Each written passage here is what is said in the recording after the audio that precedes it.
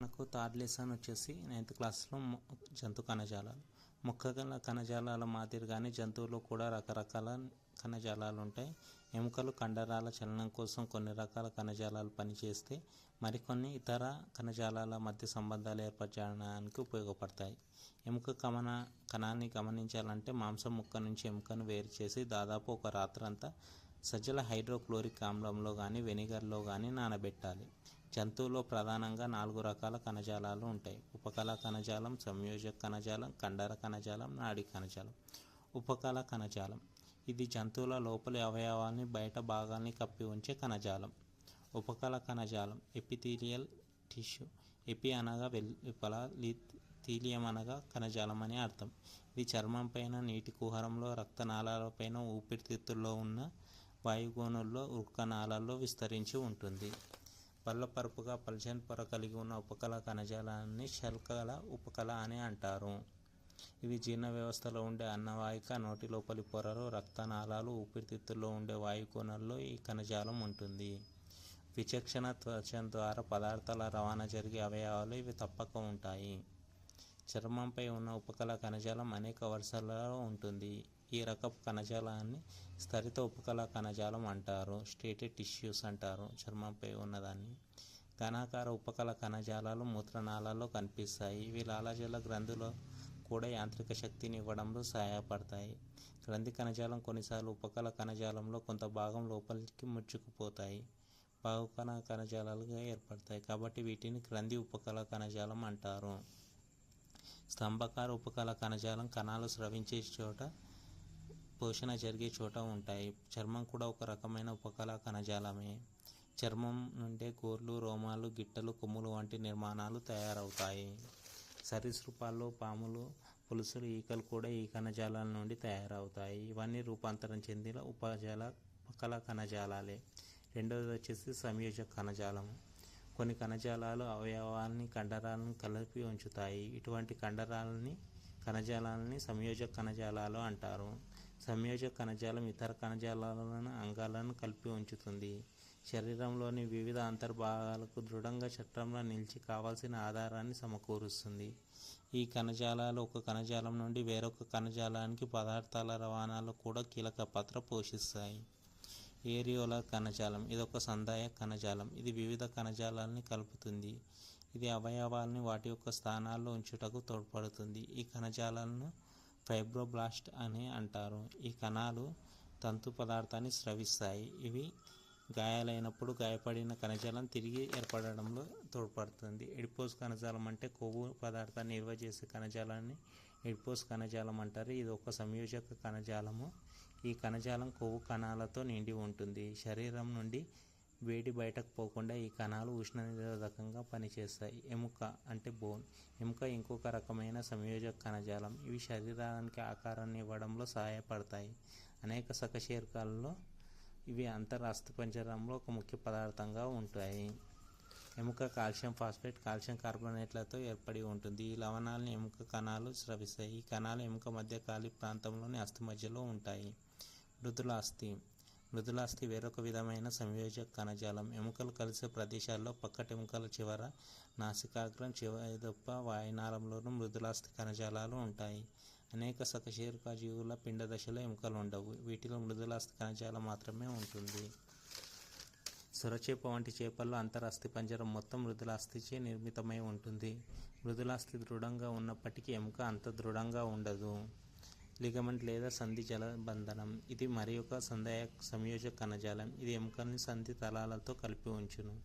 ఎక్కువ సంఖ్యలో తంతువుల్ని కలిగి ఉంటుంది. ఈ తంతువులు కొల్లాజెన్ అనే ప్రోటీన్స్తో తయారు చేయబడి ఉంటాయి. ఇవి స్థితిస్థాపక గుణాన్ని కలిగి ఉంటాయి. స్నాయుబంధనం అంటే లిగమెంట్ ఇది కూడా తంతుయుత సంయోజక కణజాలమే. కండరాన్ని ఎముకలతో కలిపే సంధి తలాలలో, జాయింట్లలో స్నాయుబంధనాలు ఉంటాయి. ఇవి కూడా కొల్లాజెన్తో చేయబడి ఉంటాయి. రక్తంలో ఉండే వివిధ రకాలైన కణాలు ప్రతిదీ భిన్నమైన నిర్దిష్టమైన పనిని నిర్వర్తిస్తాయి. ఈ కణాలన్నీ ప్లాస్మాలో స్వేచ్ఛగా తేలియాడుతుంటాయి.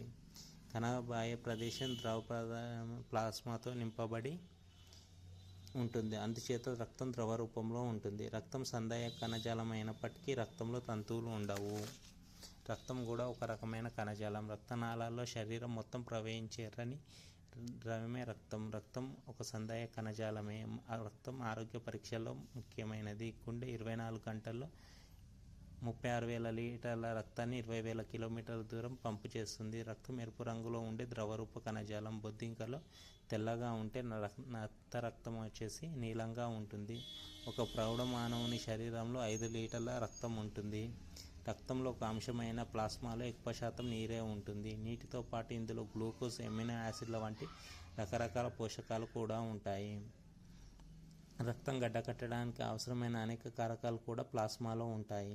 రక్తం రక్తనాళాల్లో గడ్డకట్టకుండా ఈ పారిన్ అనే పదార్థం ఉపయోగపడుతుంది. రక్తంలో 3 కణాలు ఉంటాయి. అవి వచ్చేసి ఎర్ర రక్త కణాలు, తెల్ల రక్త కణాలు, రక్త ఫలికలు. ఎర్ర రక్త కణాలని ఎరిథ్రోసైట్లు అంటారు. వీటిలో ఎరుపు వర్ణపు హిమోగ్లోబిన్ అనే ప్రోటీన్ ఉండటం వలన రక్తం ఎర్రగా ఉంటుంది. ఇది ఆక్సిజన్, కార్బన్ డైఆక్సైడ్ల రవాణాకు ఉపయోగపడుతుంది. 1 మిల్లీమీటర్ మానవ రక్తంలో దాదాపు 5 మిలియన్ ఎర్ర రక్త కణాలు ఉంటాయి. ఎర్ర రక్త కణాలు 120 రోజులు జీవిస్తాయి. ఇవి వచ్చేసరికి భూమధ్య రేఖను 7 సార్లు చుట్టి రావచ్చు. అన్నీ గొలుసుగా అమర్చితే. శిశువు తల్లి గర్భంలో ఉన్నప్పుడు రక్త కణాలు కాలేయం మరియు ప్లీహంలో ఉంటాయి. పుట్టిన తర్వాత పొడవుగా ఉండే ఎముకలో ఉండే అస్థి మధ్యలో ఎర్ర రక్త కణాలు తయారవుతాయి. క్షీరదాల పరిపక్వ ఎర్ర రక్త కణాల్లో కేంద్రకం ఉండదు. తెల్ల రక్త కణాలు, వీటిలో హిమోగ్లోబిన్ ఉండదు కాబట్టి ఇవి వర్ణరహితంగా ఉంటాయి. అందువలన వీటిని ల్యూకోసైట్లు అంటారు. ఆర్బీసీతో పోల్చితే తక్కువ సంఖ్యలో ఉంటాయి. ల్యూకోసైట్లు 2 రకాలు: కణికాభ కణాలు, కణికరహిత కణాలు. గ్రాన్యులోసైట్స్, అగ్రాన్యులోసైట్స్. కణికాభ కణాలు 3 రకాలు: న్యూట్రోఫిల్స్, బేసోఫిల్స్, ఎసినోఫిల్స్.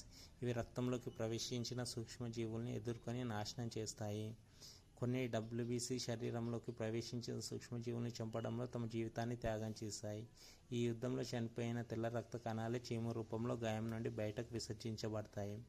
న్యూట్రోఫిల్స్ రక్తంలోకి వచ్చిన బ్యాక్టీరియాను ఎదుర్కొనే ప్రతిదేహాన్ని తయారు చేస్తాయి. న్యూట్రోఫిల్స్ని సూక్ష్మ రక్షక భటులు అని అంటారు. కణికరహిత కణాలు, లింఫోసైట్స్, మోనోసైట్స్. లింఫోసైట్స్ రక్తంలోకి వచ్చిన బాహ్య పదార్థాలను ఎదుర్కొని ప్రతిరక్షకాన్ని తయారు చేస్తాయి. మోనోసైట్లు కలిగిన కణికాభ కణాలతో రక్తంలో అమీబా మాదిరిగా కదులుతూ బాహ్య పదార్థాలను ఎదుర్కొని భక్షించి నాశనం చేస్తాయి. మోనోసైట్లను పారిశుద్ధ్య కార్మికులు అంటారు. రక్త ఫలికలు ప్రత్యేకమైన కణాలు. వీటిలో కేంద్రకం ఉండదు. ఇవి బలపరుపుగా ఉంటాయి. ఎక్కడైనా రక్తనాళానికి దెబ్బ తగిలితే రక్త ఫలికలు అక్కడ గుమిగూడి రక్తం గడ్డ కట్టేటట్లు చేస్తాయి. ఇది రక్తస్రావం జరగకుండా కాపాడుతుంది. జర్మన్ డాక్టర్ అయిన కార్ల్ స్టీనర్ ఏబిఓ అనే 4 రక్త వర్గాలుగా విభజించారు. ఏబి రక్త వర్గం కలిగిన వారిని సార్వత్రిక గ్రహీతలు అనంటే ఎవరి నుంచి అయినా రక్తం తీసుకోవచ్చు. ఓ రక్తం వారు ఎవరికైనా ఇవ్వచ్చు కాబట్టి యూనివర్సల్ డోనర్, సార్వత్రిక దాతలు అంటారు. 2 నుంచి 8 డిగ్రీల సెంటీగ్రేడ్ వద్ద రియేజెంట్స్ని నిల్వ చేయాలి. ఒకరి నుండి ఒకరికి రక్తం ద్వారా అనేక వ్యాధులు వ్యాపించవచ్చు. సో రక్త వర్గాన్ని నియంత్రించడానికి ఇది ఒక పట్టిక. తర్వాత వచ్చేసి కండర కణజాలం. చర్మంలో ఉన్న కణాలు పునరుత్పత్తి శక్తి కలిగి ఉంటాయి. కండరాలు అవయవాల కదలికకు సహాయపడతాయి, కావలసిన శక్తిని ఉత్పత్తి చేస్తాయి. రక్తనాళాల్లో కూడా కొద్ది మొత్తంలో కండర కణజాలం ఉంటుంది. ఇది రక్తనాళ వ్యాసాన్ని సవరిస్తూ రక్త ప్రసరణకు సహాయపడుతుంది. ఇందులో రేఖిత కండరాలు, అరేఖిత కండరాలు, హృదయ కండరాలు ఉంటాయి. కొన్ని కండరాల కదలికలు మన ఆధీనంలోనే ఉంటాయి. ఈ కండరాలను మనం అవసరమైనప్పుడు కదిలించవచ్చు. చేతులు, కాళ్ళు కదపడం. అందుచేత వీటిని నియంత్రిత కండరాలు అంటారు.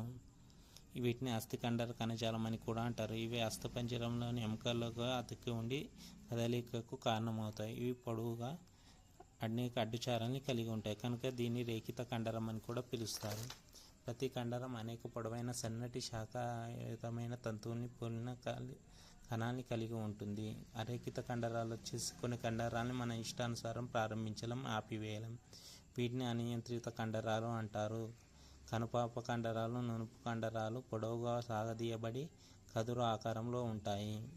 ఈ కణాల్లో కేవలం ఒక కేంద్రకం మాత్రమే ఉంటుంది. హృదయ కండరాలు. హృదయంలోని కండరాలు రక్త ప్రసరణలో సహాయపడతాయి. ఈ కణాలు పొడవుగా బహుకేంద్రకాలతో శాఖలను కలిగి ఉంటాయి. ఇవి అనియంత్రిత చర్యల్ని నిర్వహిస్తుంది. తర్వాత నాడీ కణజాలం. నాడీ కణజాలం వచ్చేసి మెదడు, వెన్నుపాము నాడులు ఈ యంత్రాంగంలో కీలక పాత్ర పోషిస్తాయి. నాడీ కణంలో డెండ్రైట్స్, నిస్సల్ కణికలు, కణదేహము, కేంద్రకము, రణ్వీర్ కణుపులు, యాక్సిల్, మయాలిన్ త్వచం, నాడీ అంత్యాలు ఉంటాయి. శరీరంలో ఉండే అన్ని రక్త కణాల నాడీ కణాలకు మాత్రమే పునరుత్పత్తి చేయగల శక్తి లేదు. నాడీ వ్యవస్థలో ఏ రెండు నాడీ కణాలు ఒకే విధంగా ఉండవు. నాడీ కణాలు సమాచారం గ్రహించి విశ్లేషించి పంపించడానికి కణదేహం, యాక్సన్, డెండ్రైట్లు ఉపయోగపడును. నాడీ కణదేహంలో ఉన్న జీవద్రవంలో ఒక కేంద్రకం తేలియాడుతుంటుంది. దీన్నే నిస్సల్ కణికలు అంటారు. కణదేహం నుండి కొన్ని నిర్మాణాలు బయటకు చొచ్చుకు వచ్చినట్లు ఉంటాయి. వీటిని డెండ్రైట్స్ అంటారు. అవి శాఖలు కలిగి మొనదేలి ఉంటాయి. కణదేహం నుండి ఒకే ఒక పొడవాటి నిర్మాణం బయలుదేరుతుంది. దీన్ని తాంత్రికాక్షం లేదా యాక్సన్ అంటారు. యాక్సన్లో కొంత భాగం ఒక పొరతో కప్పబడి ఉంటుంది. దీన్నే మైలిన్ త్వచం లేదా మైలిన్ తొడుగు అంటారు. యాక్సన్లో ఉండే కణుపు వంటి భాగాన్ని రణ్వీర్ కణుపులు అని అంటారు. ఒక నాడీ కణుపు యాక్సన్ తన సమీపంలో ఉన్న మరొక నాడీ డెండ్రైట్స్తో కలిపి ఒక వల వంటి నిర్మాణాన్ని ఏర్పరచుకొని సమాచారాన్ని బదిలీ చేస్తుంది.